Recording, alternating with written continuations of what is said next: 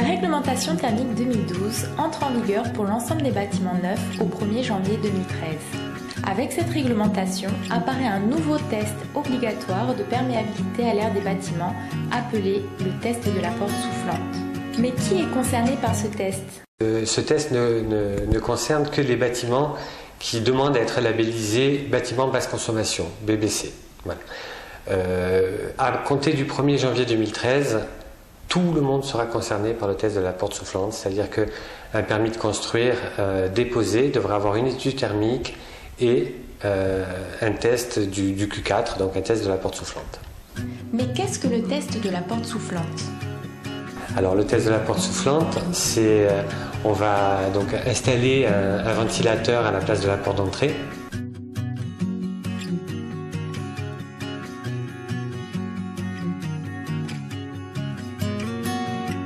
Et on va créer une différence de pression entre l'intérieur et l'extérieur de la maison.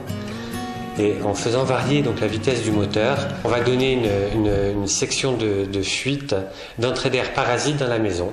C'est-à-dire on va dans un premier temps boucher les entrées d'air qui sont vouées à la VMC, la ventilation mécanique contrôlée. On va boucher les extractions aussi de la ventilation mécanique contrôlée. Et on va essayer de donner une section de fuite parasite. Comment localiser les fuites d'air et quelles sont les plus fréquentes? Dans un premier temps, on doit mettre ces fuites d'air en évidence, bien les cerner et savoir ce qui est responsable en fait, de ces fuites d'air.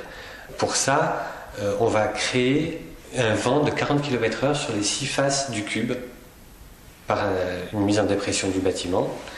Et avec un générateur de fumée, on va essayer de suivre le flux de la fumée et comme ça, en fait, les fuites d'air. Alors, les fuites d'air les plus courantes, ça peut venir de l'appareillage électrique, ça peut venir de la menuiserie, ça peut venir d'une isolation mal posée, des traversées de réseaux, des traversées de dalles qui ont été, dont l'espace annulaire ont été mal obturés. Voilà, tous ces petits détails qu'on va en fait mettre en évidence avec ce générateur de fumée, c'est assez parlant. Et on peut donner comme ça des valeurs de faibles, moyennes à fortes et apporter des mesures correctives pour rendre le bâtiment étanche. Quel résultat faut-il atteindre? Dans le cadre d'un label BBC ou dans le cadre de la RT 2012, ce résultat va être différent suivant qu'on soit en maison individuelle ou en bâtiment collectif.